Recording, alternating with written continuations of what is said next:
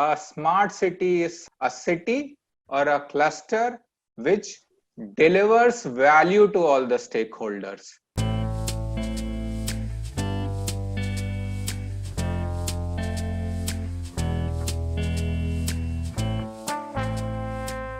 So welcome to the Blue Circle, and thank you very much for joining in. It's such a big privilege and a pleasure to reconnect with everyone, our distinguished panelists, some who've already joined us previously and some new who are handpicked because of the think input and the rich experience they bring in. And thank you to our distinguished audience for joining us. We've received over 200 registrations and 90% of whom are CEOs and CXOs. Many of them are repeat visitors, so this is very encouraging and motivates us to provide even higher levels of dialogue through the online modes as well. For those of you who are new with us today, the Blue Circle is an exclusive ecosystem to help business leaders manage disruptive times and become future ready. We focus on the 4 fundamental sectors, which are real estate and infra, healthcare, energy, and e-mobility. We also present socio-economic insights which ultimately determine the evolving complexion of the market. In the response to the COVID challenge, the Blue Circle has also accentuated its digital presence. One of the many modes we employ is our weekly webinar series across the 4 sectors, our digital publication. We're also building a hand-picked domain-focused expert pool drawn from among our leadership community or from our member base and its associates that will guide businesses during and post-COVID. In addition to this, and you'll be happy to know that we're shortly launching an exclusive digital platform, which will be the LinkedIn for Leaders, wherein we will present them with the opportunity of connecting with people just like them, also house high quality curated content and meaningful conversations like we do. So those leaders who are interested, please do write to us. And the topic for today's session is reconfiguring cities in the new normal. Taking lessons from the past and learning from the present, how could we make our cities healthier, safer, more equitable, more productive, and more economical to run? We have invited prominent practitioners and thought leaders from the cohorts which are required to plan and make cities. Now, in the best interest of time, I will quickly just mention their respective names and designations. We have with us Ms. Jaya Dindor, Director, Integrated Urban Planning, World Resource Institute. Director, Dr. Nicholas Falk, Founding Director, URBED, and co-winner of the 2014 Wolfson Economic Prize. Dr. Rishi Bhatnagar, President, Aeris Communications. Mr. Sanjay Srivastava, CEO of Mahindra World City. And our moderator for the session is Mr. Pavan Chaudhary, author, CEO of IoT India, public intellectual, and sits on several boards across the country. So welcome, sirs and ma'am. Thank you very much for joining. And kindly note that we will have Q&A towards the end of the session. Some of you have already shared excellent questions, and they're now with the moderator. So now I request Mr. Chaudhary to please begin the session, sir. Thank you very much, Siddharth, and it's a pleasure to be with you all.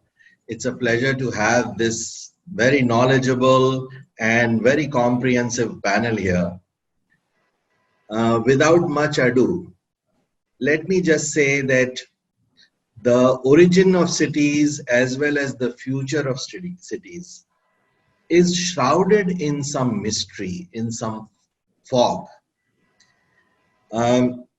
If you look at the origin of cities, though many people say that cities evolved because of thriving villages, but there is a very strong and effective counterpoint also, which Adam Smith and Jane Jacobs made. They said that it was the other way, that cities gave space and means for the agricultural productivity to go up, because cities provided the markets through their population clusters and technology improvement because of the opportunity they provided, as well as the intellectual systems they provided, where capital and intellect and scientists were coming together to discover new agricultural techniques, farm research, animal research, refrigeration, and so on. And they also found that agricultural productivity grew maximum when cities grew. And when cities fell, the neighboring villages also started shrinking in their economic output, as well as stopped thriving. So the past is also foggy, and so is the future, which is why I was very happy when Blue Circle looked at a list of people who are not only thought leaders but practitioners also in the planning piece, in the evolutionary piece, in the making of city piece, and in the technology which cities need today to grow. So such is our panel, and I will first go to Jaya to ask her, Jaya, as an urban planner, what do you feel how planning of cities has moved, and what are the various nodes on which this planning needs to concentrate now? Jaya. Thank you so much, Pawan, and I would also like to thank Blue Circle for inviting me to this wonderful panel with all of my guests here. Well, I would like to start, Pawan, by kind of describing, where this whole notion of planning evolved from. And while we're in the middle of this pandemic still, and its impacts are still being understood, they're not clear about, how things will pan out for cities, for individuals, for communities. But it does seem that this will make an indelible mark for, several generations, this whole point of time. Now, how we plan our cities typically has always been a reflection of prevailing cultures or technological advances or even major crises. So, for example, the cholera epidemic in the 19th century sparked the whole introduction to modern sanitation systems. Then housing regulations around light and air were introduced as a measure against respiratory diseases in the overcrowded slums in Europe during the Industrial Revolution. So it's kind of strange, but we've kind of come full circle. The planning was evolved as a response to deteriorating health conditions, and now we are back in a health kind of a crisis again. And now this time, unfortunately, though, we haven't just come full circle, but we've come full circle with extra baggage. Because over the last several decades, we have created conditions that have accelerated climate change. And just to give you a sense of the magnitude of the problem that we're in right now, which we often don't understand, I just want to kind of give you a sense with 10 quick data points. So to start with, there are about 1.2 million deaths just from air pollution in India. We are building about 29 square kilometers is being added to cities. There is a $3.5 billion employee lifestyle cost to the IT sector alone, and a major contributor for that is stress. In Bangalore, 71% of the groundwater is unfit for consumption. Okay, workers in cities like Mumbai and Delhi lose 8 working days just sitting in traffic. 54% of India is water stressed. 20% of the waste generated, only 20% of the waste that we generate is treated, which means by 2050, we'll need a city the size of Bangalore, 10 feet high, to accommodate all of the stuff that's going into landfills. And essentially, the 2-degree pathway to climate change, which we talk about, that to the Earth, the global temperatures will rise by 2 degrees, and to walk into that comfortably, 50% of building energy use consumption needs to be lowered, right? And there are things with heat waves that are coming across India. In 2015, there were about 2,300 deaths, and this just number is going to double and grow, right? The other alarming fact that I want to mention is that India has some of the lowest per capita municipal budgets, which is comparable to many African cities like Nairobi and Mombasa and so on. So the point is that how do we cope with all this while engaging in good city planning? Now 75% of India's 2050 infrastructure is yet to be built. Now, while that may sound alarming, it is actually an opportunity for us to build better. And how we build cities really does matter. And it's not about building new cities, but it is also kind of building back the cities that we are in and building them more sustainably. And just quick comparison points, Atlanta and Barcelona, 2 global cities, they have similar populations, about 2.5 to 2.7 million each. Atlanta has a land area of about 4,000 square kilometers. Barcelona is about 162 kilometers square. And the transport emissions per person in Atlanta is 7.5 tons. In Barcelona, it is 0.7 tons. So it is just the city form which has led to, this kind of good and sustainable, planning.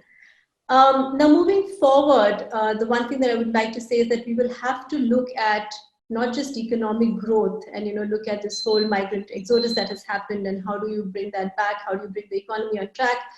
It will entail job creation, skilling, better provisions for the informal sector and so on and so forth, but also environment in terms of how we consume resources and whether or not we put good circular systems in place, and also looking at health, clean air, water, energy, building systems, and then how do you provide access to all of this to everybody.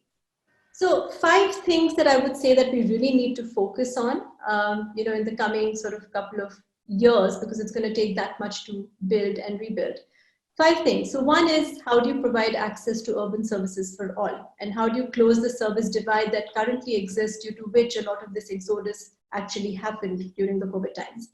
And that closing that divide is going to be a priority for cities. The second is affordable housing and public spaces. And how do you create and house all of these people that are very, the way housing policies have been executed in cities are to the disadvantage of the poor. And how do we make them poor? The third thing is integrated blue-green spaces and a more holistic approach of combining natural and grey infrastructure. The fourth thing is city regional planning, because, as investments grow, we need to figure out how to have balanced regional growth, which attracts and enables investments. And finally, data and how do we use it. South Korea has a brilliant example in their response to COVID. So 5 things that I would like to stop here is talk about, evolution of cities. How do you bring in the equity perspective? How do you deal with density, which has kind of gotten a negative connotation, recently?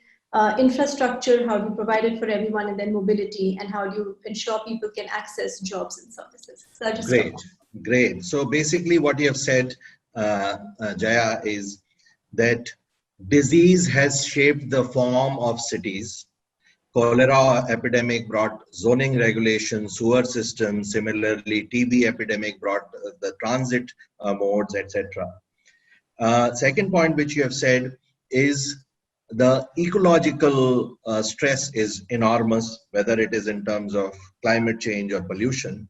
And third, you have said is that the budget is very low. And you're right, only 0.75% of our GDP goes to cities where about 35% of our population lives.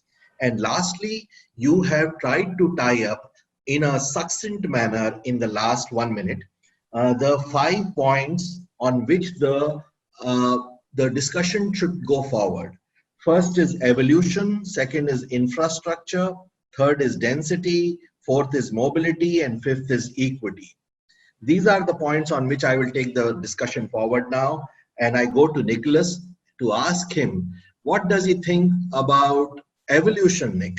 Evolution of the models around which cities have been planned. We would like to know from you, Nick.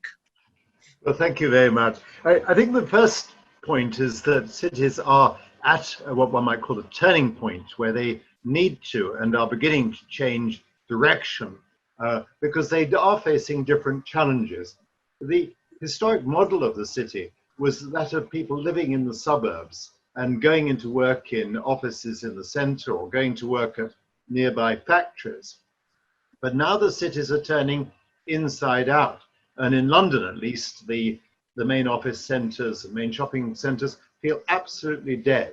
And I think there's a whole shift now towards suburbs, which could be good or could be really bad. Because if everyone chooses to travel by car, and the cars pollute not just through their exhausts, but also through their tires, then the quality of life for those on the streets will become quite unbearable. And I think you're already in some Indian cities, Delhi and so on, are notorious for producing unlivable air. So in my view, that challenge of improving air quality is absolutely paramount. The second point I'd make is that cities don't just change in response to the need for sanitation. They change when there's something really urgent which causes people to rethink the way things are done. And in Europe, at least, it was the Second World War which produced a fundamental change of thinking. Suddenly, whole parts of our city were destroyed, rather as happened in Beirut a day or so ago. And the question was, what should be done? Now, if we'd have just left it to the owners of the land, I think they would have stayed derelict for decades. But instead, land was commandeered, and local authorities were able to take over the land and to service it, to put in infrastructure, to go and enter into partnerships with private developers and rebuild. And we also did something which was inspired by our original Garden City model of creating new towns, to build on the away from cities in a planned way. And the key to the new towns wasn't the master plan, it was the process which enabled the value from the land when it's accessed, when the planning permission is given, to enable that to be plowed back in the infrastructure. In my view, we face another war, a war on many fronts. In fact, so many fronts, many people are losing confidence, I think, in the ability of government to plan for a better life. And that's a huge change since when I grew up, when people felt that things were getting better every year, thought that technology was making life good for all. So in my view, we have a need for a different kind of planning from the one that we've had up till now. A planning though system which is much more like that used in Northern Europe, in Germany or Denmark, Scandinavia generally, which is good for the economy because it enables businesses to innovate and grow, and it's good for people because it makes housing more affordable, including the use of cooperatives to manage housing so that people can share facilities. So the big question I think one should be asking is not just what planning system is needed, but what development system is needed to commandeer land so all the benefits don't just go to those who happen to own it, but are fairly shared. Excellent, excellent point, excellent opening. In fact, what you have said is whether we should have suburban sprawls or urban cores is one point we have to look at. Dense centers also have many things going for them. They are socially cohesive, more vibrant, anti-obesity, anti-climate change because mobility is not required like that, as well as extremely productive economically. And suburban sprawls, which we might be leaning towards because of the crisis in dense centers, might give you light, space and air, but it may leave you devoid of people and have desolate public spaces.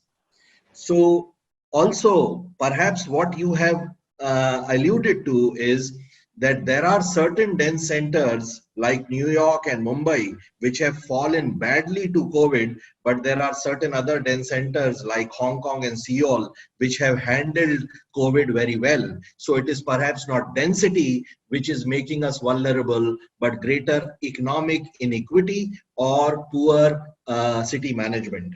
Yes, Given and can these I say one other thing, which is, in my view, the great underused resource, apart from land and sometimes buildings, is the transport system, the railway system, because the thing about railways is they don't have to compete for space with people on foot or bicycles or whatever. So it seems to me paramount importance that we make the most of railway connections, and not just for one train a day, but for regular, affordable trains, which can then connect up with housing existing and new. And it's the planning of infrastructure and also, of course, water, which is so critical to Indian cities together, which is the great thing that's been missing in Britain at least, but which is done so well in Germany or France or Scandinavia. Very good point. So coming to you, Sanjay, given what Nicholas has very beautifully said, that choosing between urban sprawls, suburban sprawls and urban cores may not be so easy. How do you feel smart cities will fit in? Because most of the smart cities are going for newer areas, or are you also looking at smartening up existing cities, existing frontiers or facets of mega cities? Are you planning to smarten up? Sanjay. Thanks, Pawan. Good afternoon, good morning to everyone. Thanks, the Blue Circle, for having me. In fact, in the participants, I see a lot of my good friends and business associates. So, big hello to everyone. So, as always, Jaya and Nick have set such high standards. Now it is left to practitioners like us and Rishi to really make their vision get true. So Yeah. it's the perfect platform. But having said that, I think the points which both of them made and what you augmented, Pavan, if we step back and we really see what does all of this mean, I think if you look at it in a very simple manner, this pandemic is just one of the examples. Whether there have been pandemics in the past, there have been various other disruptions. So I think the cities which are successful or eternal cities are the one, if I really have to see what is one unique thing, it's very simple. They are resilient cities. They are cities which are almost like a live human being, which adapt to the expectations of the stakeholders, the citizens, the country, the economy. Take care of with a pandemic, whether it's a war or a disruption, natural or otherwise, but still comes up. And whether such cities will survive, it's very difficult to say in a day or in a minute. In fact, at Mahindra World City, we say even in today's fast-paced world, it takes a decade to be an overnight success for a city. So I just wanted to put that in perspective. And why for not just for India, but anywhere else, why the scale of problem as well as the opportunity is huge. If I just pick up in India, while we talked about the areas, but if I give a more tangible example, because finally cities is about people and what happens. Till about 2 years back, we were about 32% urbanization and about 65% of the economic value coming in from the urban centers. In the next under 2 decades, this number is going to move to about 50%. So effectively in number, we are supposed to be creating, and this is just one country, India, we are supposed to be creating a responsible urban centers for equivalent population of a USA equivalent 300 million. So that is the kind of scale which we are looking at. So if that is the kind of scale, whether we look at a combination of green field or brown field, I really see three important aspects which we have learned in our 2 decade journey on creating the world cities, Mahindra world cities, which are benchmark in global benchmark in themselves. The first and foremost, I'll pick up the key parameters given by Nick and Jaya. And if I have to just summarize in three simple words, I'll say it is about having integrated planning and execution of 3 L's: livelihood, living, life. If you are the reason you are able to create an economic nerve center, whether you create near urban, whether you create in rural, or you create a new field. If you are able to create a livelihood, there's an incentive and a reason for anyone to come in. So first is the livelihood. When people will come work, they would need a good quality housing and other residential premises. That's where the living comes in. And in living, the important aspect is you need to have living applicable for all strata. So that is the second lever.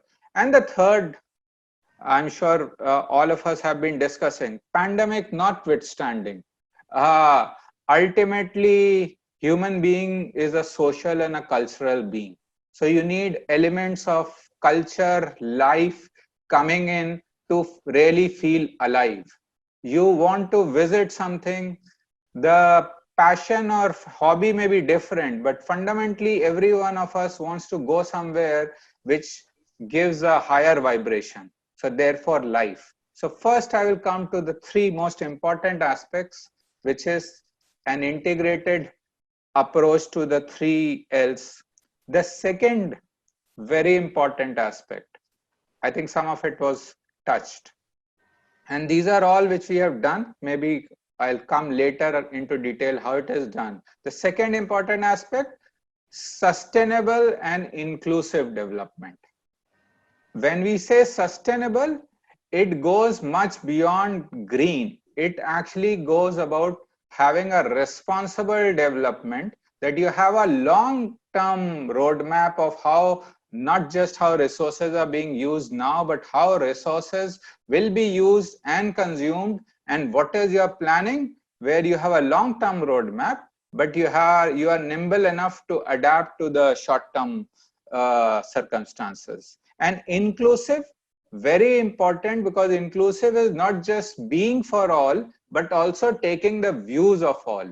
And you all talked about the smart cities. You know, the first few smart cities which were off the block, there was a publicly available scoring rating. The first 3 or the first 20 were the ones where the citizen stakeholder involvement was the max, and they scored very highly of it, because ultimately it is the citizens which define the city.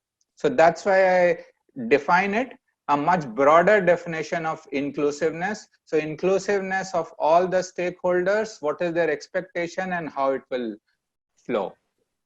And then the third aspect is a smart city, as you talked of, goes much beyond, in our world, beyond a realm of using technology.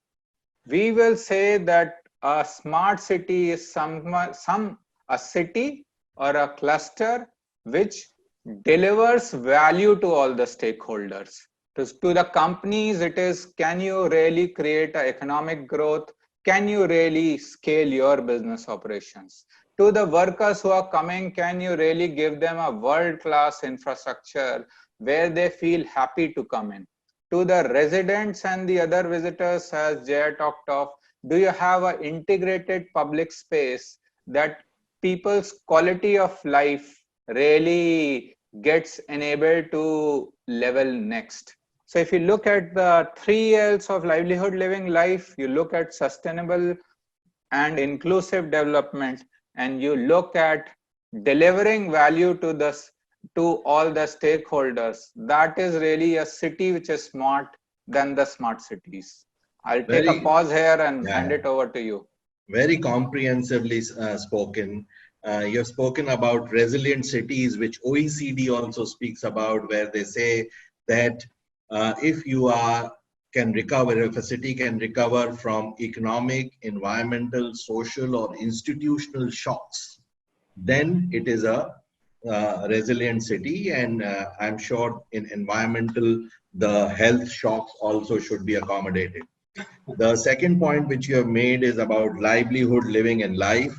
And yes, cities actually improve your livelihood, not only by providing you employment, but it has been seen that the bigger the city, depending on a particular quantum, the higher are the wages. And third point which you have brought about is equity, where right now cities have 50% of the population living in 8 to 10% of the area, which is quite inequitable and causes a lot of problems. This, not only should they get their share, but also their views should be incorporated in the development of the city. So great. So coming to Rishi, now the technologist today has a big challenge. How to incorporate all these different views and do this in a systematic manner and more efficient manner.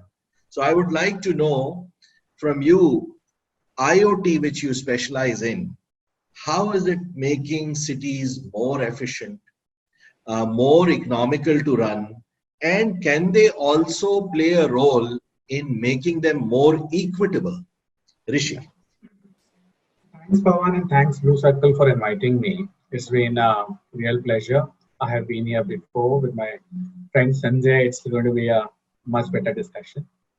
Pawan, it's not a, we at Aeris, we are an IoT company, 2 decades of experience working on smart cities. Before that, I used to work for Tech Mahindra, and there I worked very closely with Sanjay's Mahindra World City. We implemented number of use cases for a smart city, from smart street lights to smart water management, to smart parking, smart this, smart that. But the main basis, Pawan, was to how to have a centralized command and control center, okay, where all the data can come in from different sensors.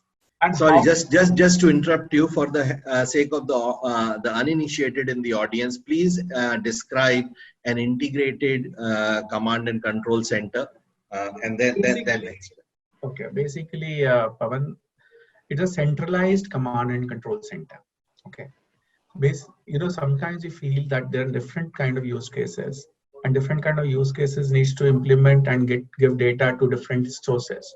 Just for the sake of example, a municipality in a city works to collect the garbage and clean the garbage, whereas the traffic police works on managing the traffic. Okay, this police for security also does get data to manage the security. Can they all three work from a single camera? Okay, and how can I have a centralized location where I get data from different sensors in the whole city and try to see, okay, this data is required by the municipality to get the garbage collected. This data is required for the transportation to say there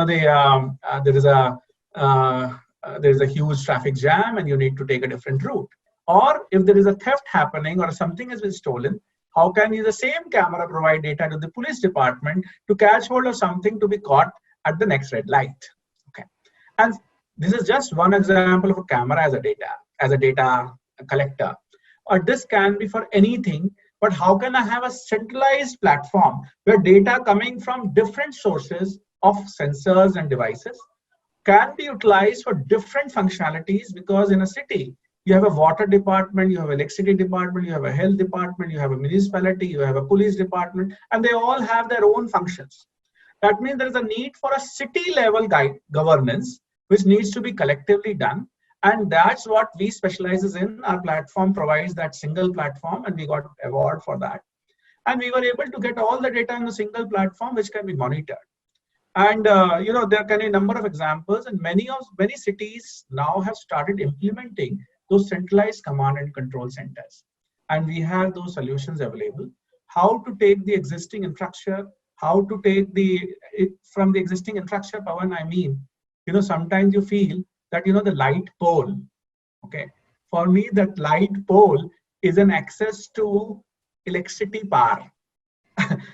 And what all I can do on that pole to get as much data as I can, because I have access to electricity and an infrastructure that is standing at a height.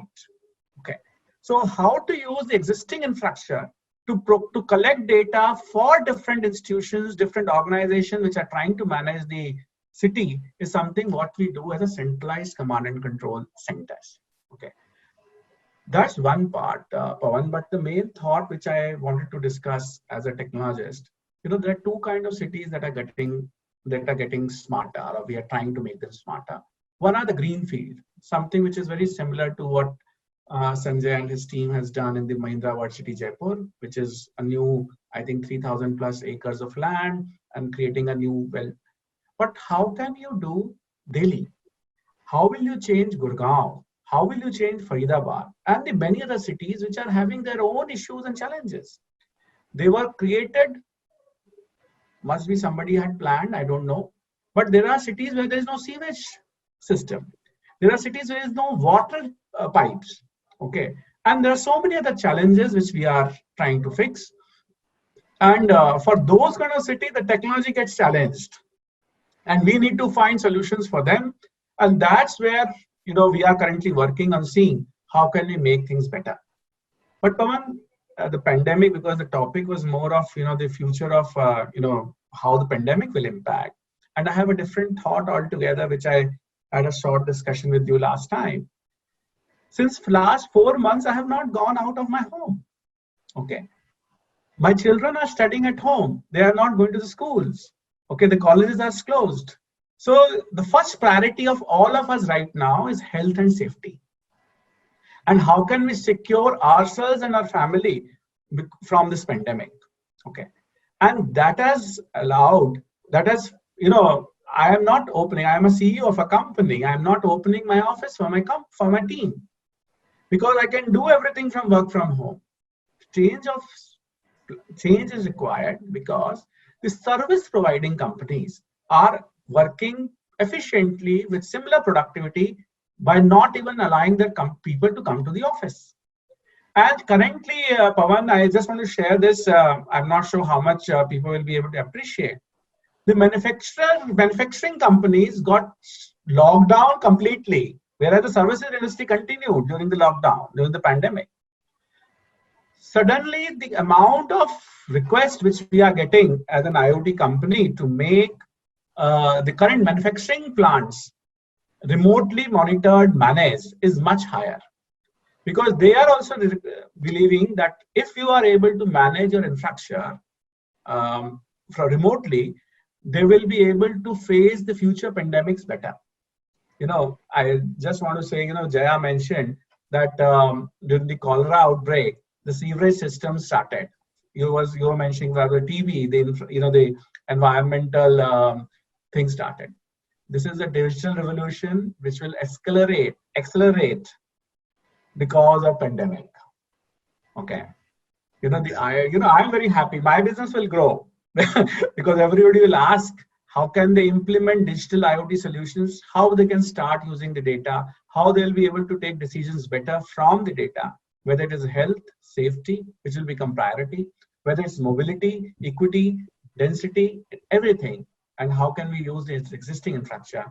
That's what my first submission, Pawan. Great. If you want to. Great. Yeah. Very good point. So you explained the integrated command and control center like a Houston style space control center, where there is information coming from various sensors and cameras on many screens, and you can use these linkages and interchange between departments this information for more efficient monitoring. The other point which you said was that IoT really can help a lot, and Barcelona, the city which Jaya gave an example of, is actually a testimony to the fact that in garbage disposal, in parking, in use of water and electricity, etc., they have saved millions of dollars per annum, tens of millions of dollars actually. The next question which comes is regarding data privacy, security, collection, as well as the cost of collecting data. Where will the money come from? And I'm going to come to with that question to you, Jaya. Where will the money come from for all this collection of data, and how will we ensure data privacy and security? Because as you only said, that the municipalities or city governments are extremely poorly funded, as well as they are not credit worthy. They cannot raise loans or from the market. So that is one question. And the second point which I would like to make to complement what Rishi said, that for many of us, work from home is a boon, because our homes are good. And there are also many people who are living in just one room, and 7 or 8 of them living in a hovel. So the reality is a little different for them. And secondly, also, there are certain aspects of the economy, not only manufacturing, which can do well with smart manufacturing tomorrow, but what will happen to upskilling and reskilling of those people whose jobs will go because of smart manufacturing, plus the healthcare sector also, which has been hit very badly in terms of footfalls, not only footfalls of patients, but footfalls of nurses and doctors, because nurses migrated, and the doctors who are more than 60 years, who are the star doctors, they are not being able to attract people through their presence for the elective surgeries. So that sector is also really shaking. So surely pandemics change the course of cities, but we have to make very sure that when the course changes, maximum people's affairs and plight is taken into account when we change that course. Jaya. Okay, so so Pawan, as I understand it, you want me to address two specific things. One is in terms of data and who pays for it and who pays for what the city collects, what we do with it. And the second is density, if I've understood you correctly, and how. Data and the fact that the work from home piece is good for many people, but it may also be irrecoverable for many other people. Right. So what kind of urban design will make sure, let us say, that factories or hospitals or schools are distributed throughout the urban tissue rather than being concentrated in one area where people hesitate to go because of the congestion, and also people are encouraged to go to these small micro centers because they feel that they may not be so contaminated, and any other part of planning which should get influenced by this inclusive view of how people have been affected by the pandemic. Jan. So Pawan, I'll answer your second question first. I'll go with the part about how whether or not this decentralization will happen. How will we respond to that? So one thing I think before starting out we should be very clear about is that cities exist for efficiency, and that is why they're successful, right? So whether it is efficiency in supplying services or in efficiency when it comes to dealing with an emergency like a pandemic, I think so cities basically are agglomerations of people, but they're also agglomeration of ideas, right? So cities will continue to exist. And in fact, the Delhi NCR region is going to become the biggest in the world, in the globe by 2050. And I don't think that this current pandemic is going to hamper that or is going to derail that from happening, right? So that is one thing. At the same time, I think what we are doing very, very consciously is trying to figure out how to bring in greater manufacturing capabilities in and around cities, so that cities are not just consumption hubs, but they're also production centers, right? And how do we create those production centers? Now for Delhi or Mumbai or Bangalore or whatever, you can't put those production centers in the middle of the city. That space is already taken, that land is already gone. Whether the right densities exist or not is a separate debate, but there isn't land. So what's happening is that a lot of these clusters will basically evolve outside of these cities in the format of satellite townships. One such example, which I really think is a good one, is Rajarhat, Newtown, Calcutta, right? So it is fantastically, it was positioned, it was well planned, it has the social and cultural infrastructure present so that the people who live there can, have a good life. Going back to the point that Sanjay was making, and many such clusters will come up because as investments keep coming into cities, because we are going to be increasing our own production capacities and other such things, these kind of clusters will evolve, the satellite townships will grow. And the point is that how do you keep them connected to the main city, to other metropolitan areas, right? And I think a great example in that respect is the Pearl River Delta area, right? Where all cities above 1 million have been connected by high-speed rail. So you can literally live anywhere. You can live in one city, you can commute to another city for work, and that has been done very successfully. So the way this can be enabled is through good regional connectivity. And I think Nick was bringing the point about how do you use your railways better, right? And this is one opportunity to do that. So that's on the connectivity and how this new paradigm will emerge. There will be satellite towns. They will still be near the major metropolitan areas because of the agglomeration economies and for the kind of talent pools that exist there. And so we just need to figure out a way how to make that work. The second point about data, I think, who pays for the data, and with our sort of cash-strapped municipalities, I think the main thing is how do you bring in the private sector into the fold of all of these conversations?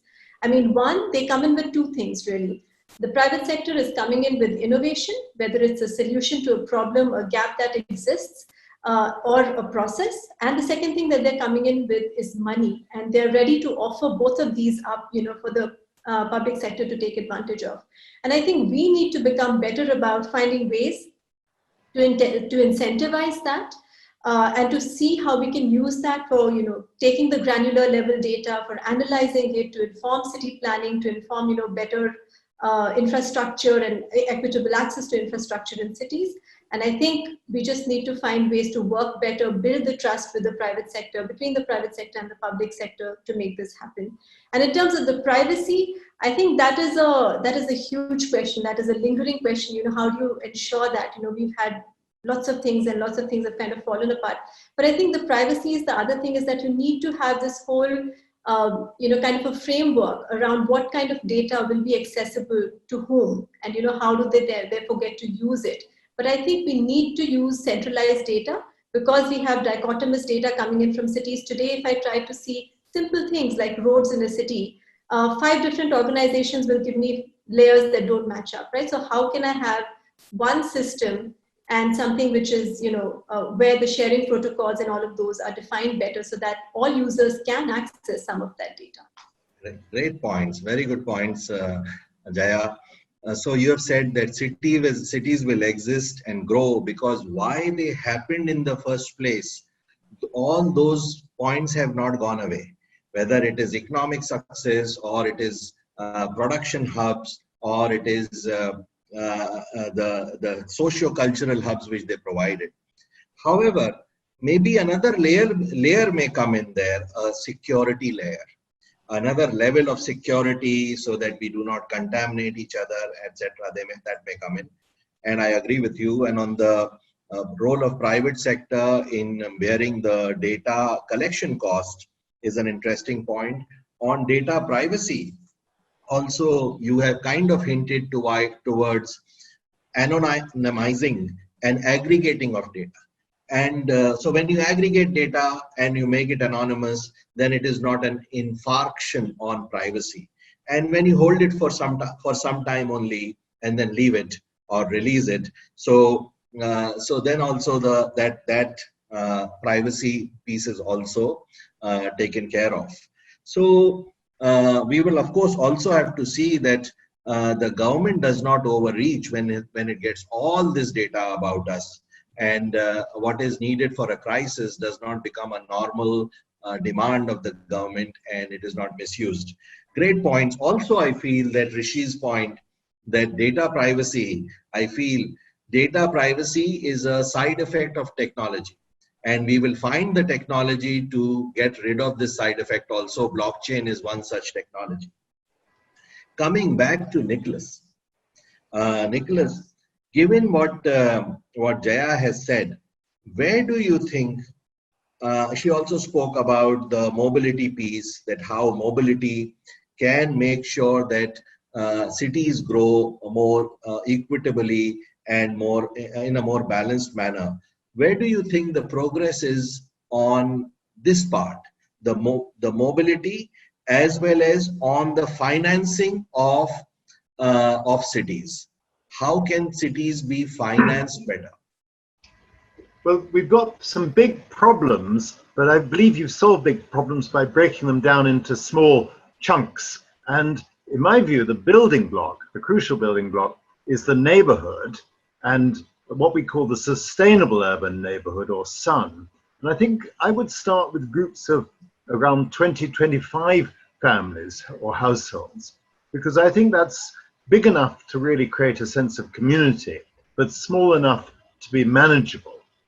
And I think the vehicle for that is some form of cooperative, and what we call in the States, USA, is called community land trust, so that you have some body that can take over land and provide some shared facilities. Now, those can include sharing mobility, sharing cars, sharing a small bus or whatever, so that one makes it possible for a community, a neighborhood, to work effectively together. And one of the benefits we've found of the epidemic has been that there has been a degree of sharing, kindness, as people do help each other out. So I think there is that basic human quality, if only we make it possible. What makes it feasible is the technology of IT.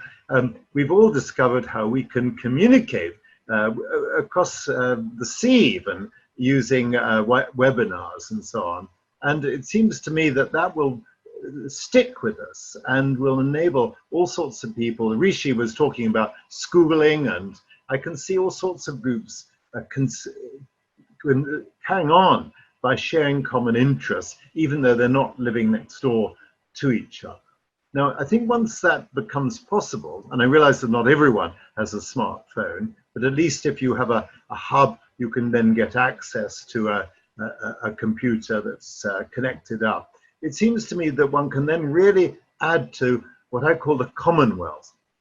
In other words, instead of just thinking of private wealth or the poor local authority or public sector, let's think about building up the commonwealth, which after all creates the very best cities that we love. We talk about Barcelona or Copenhagen or whatever, and it's worth remembering they weren't always successful. In Barcelona, they had a terrible civil war.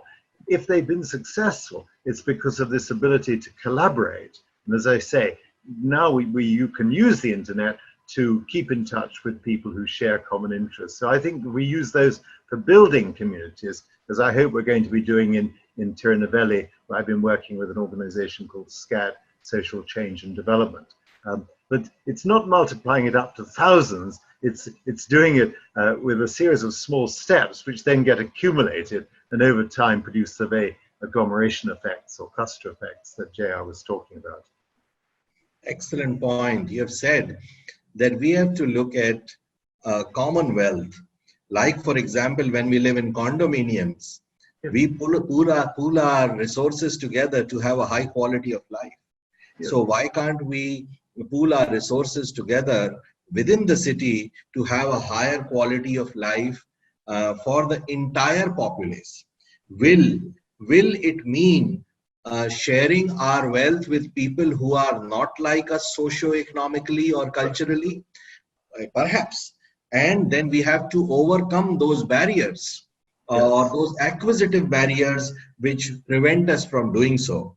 So Sanjay, would you like to add? And I'll also come back to Rishi, because you have spoken about another upcoming trend which he would have loved to hear, which is homeschooling. So I'll come back to that, Rishi, so that you get your chance at the pitch. Sanjay, adding to this concept which Nicholas has advanced, commonwealth, what else can be the way of financing cities, as well as ensuring that whatever finances are entrusted to the management of cities are more prudently and responsibly used? Sanjay. Hi, thanks, Pawan. In fact, very valid point, and I go back to a conversation. Often we have to learn from history to analyze and see what does the future hold. What we often call is, you actually look in the rear view mirror to see what is coming, and at the same time you should look at the windshield, so where is the future headed. So if I combine that, and maybe a lot of us are from a corporate background, how I would say is, in fact, one of my very good infrastructure experts often says that conglomerates consist of divisionalized companies. I will apply that philosophy to the philosophy of the cities of today. It is about how can you really create clusters which can serve all the purpose, but at an aggregate level there is some uniformity, because the specific customization has to be done at an individual cluster level, resources level. There may be states or cities which are amenable for a particular kind of maybe manufacturing or services, or the kind of skill set which is available. So I think it is about how you have a common thought process and then go down. So for doing this, Jaya briefly talked about the private participation, but I think it goes much beyond private participation or a public-private cooperation. It goes down to identify what is the need, where you will apply and use the resources, both financial and non-financial, in a very responsible manner. So there is a sustainability, and sustainability means there is a economic value sustainability. If there is no business case, as Rishi was talking about, who's going to take the smart city solutions? If there is no sustainability, you're not generating enough economic output. Beyond a point, the government will come back that why do you have these cities which are like ghost town, and there are enough countries very large where you can see some of that coming. And the economic value, that why should I as an individual or I with my family should really go it, whether 20 kilometers away or 200 kilometers to a new place, if that's not there. So we have learned this very well when we created this our Mahindra World Cities. So there are three things which you need to do. If you do these three benefits right, the financial model comes in, the economic model comes in, a quality of life comes in. First, you need to ensure whether it is execution or whether it is about a company going live, you have to give them a faster time to market. In today's world, no one has time forever. So can you actually do such a good planning that a company, an individual, or a visitor can quickly go on and do what's their job? Second, we talk of a EODB at a very high level, at a policy level, but really it is about how can you give EODB in operations or living. So can you make people's life easy? Can you make companies the business case easy? So it goes to about EODB in operations and real life. And the third thing, I connect back to the point which many of us has made. It's about business continuity and resilience. And when we talk about business continuity and resilience, we don't have to look at only a pandemic or a disruption. The very term business continuity means that even on a sustainable basis, as we evolve, new requirements will come. Rishi gave an example that till yesterday there was some requirement of a smart city, today there's another requirement of her. But you cannot, as we will speak to the favorite thing, you can't fix a flying aeroplane. So you need to actually, if you can't fix a flying aeroplane, you need to ensure once the flight takes off, it is equipped to handle the weather, the storm, the whatever comes to start from start to the destination. So that is how an integrated ecosystem has to have all of this. Whether it really played out in actual, luckily, and through sheer planning it does. And while all of us are talking about the lockdown, to give a very granular example, the two world cities were the only two integrated cities in the whole of India which were actually operational even during the pandemic, because as and when eligible companies, whether it was the medical devices, essential services, some of the food and food supplies, they needed it. Because all of this resilience was built in on an integrated system and was not being trying to be customized as and when it had done. And in fact, as a result, you are aware, but for the sake and benefit of all our participants, in fact, now these kinds of cities, whether what we have done or even across in Western Europe and some of the other places, or Hong Kong and some parts of Korea you talked of, they are being showcased at this is the right model for today and as well as tomorrow. So the value proposition is now here and now. In fact, it has become more pronounced. Great. So you spoke about EODB, which is ease of doing business, and you said that we should focus on EOLL also, which is ease of living life. Maybe that can be a new acronym. The other point which you said was also equally interesting.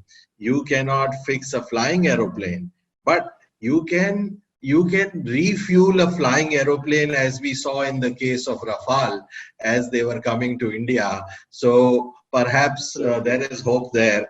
And I come now to Rishi for his last words on what Nicholas said regarding homeschooling as a trend, and what else do you think is going to change past this pandemic, other than work from home, which you also already spoke of passionately.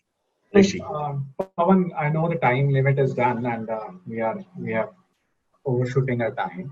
But I just want to share 2 more points before I answer what can be the next. One is on the data privacy. You had asked this. Okay. United Kingdom came out with the GDPR laws. Okay.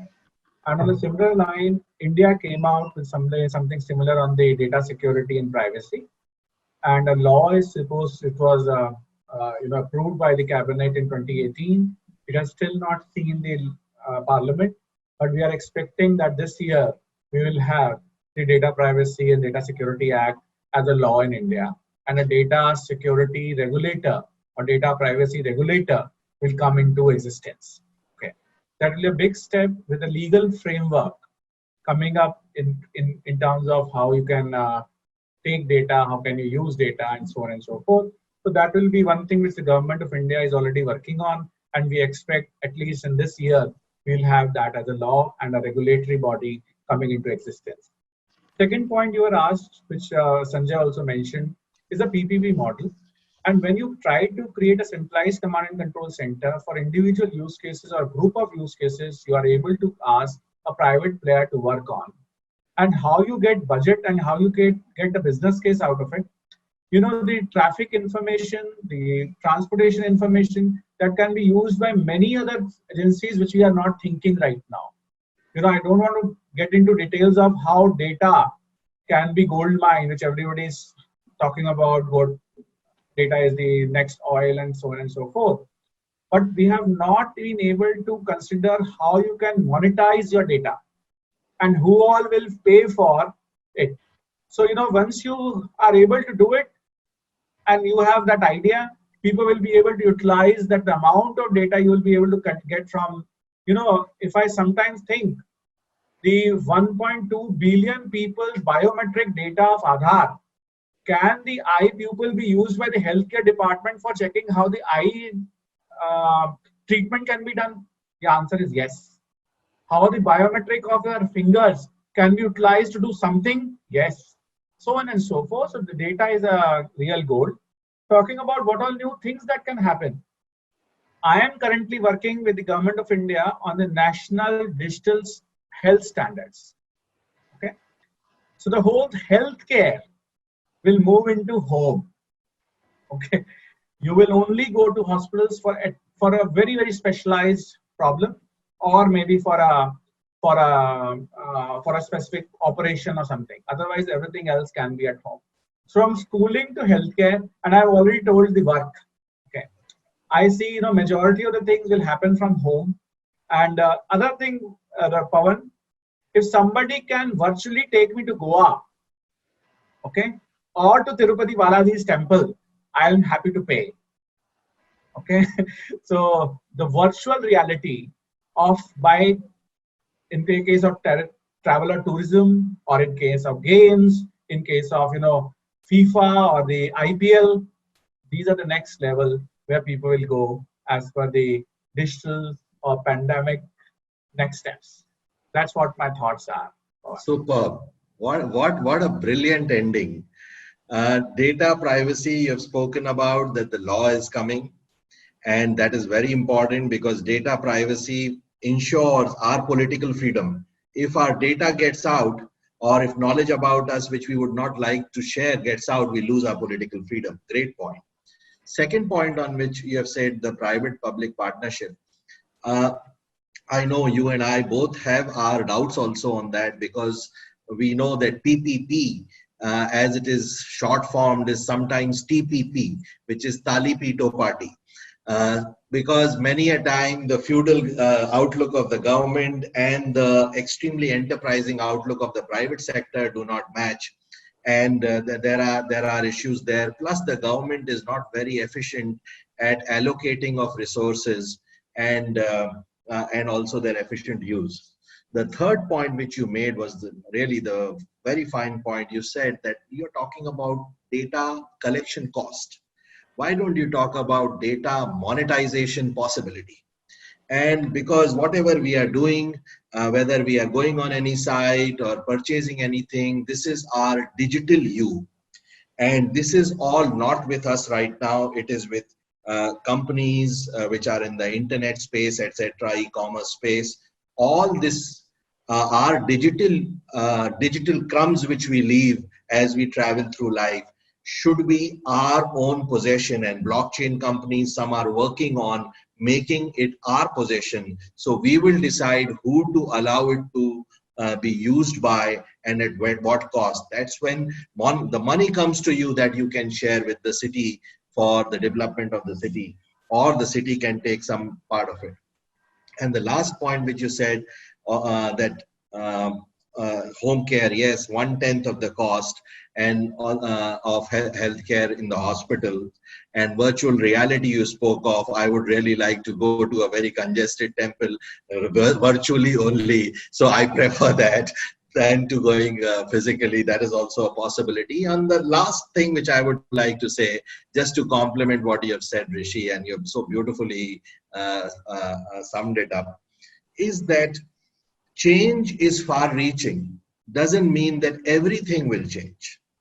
When the internet came, it was said that now all selling and buying will happen on the net, that all the schooling will happen on the net. Yes, it did, but schools also remained and malls also remained.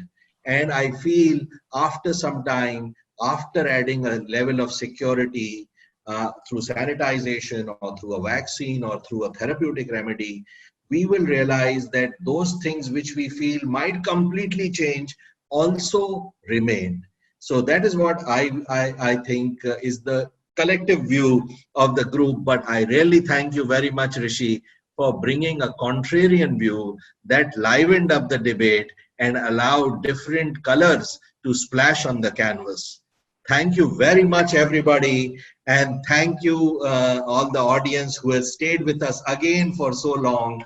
And many of you are repeat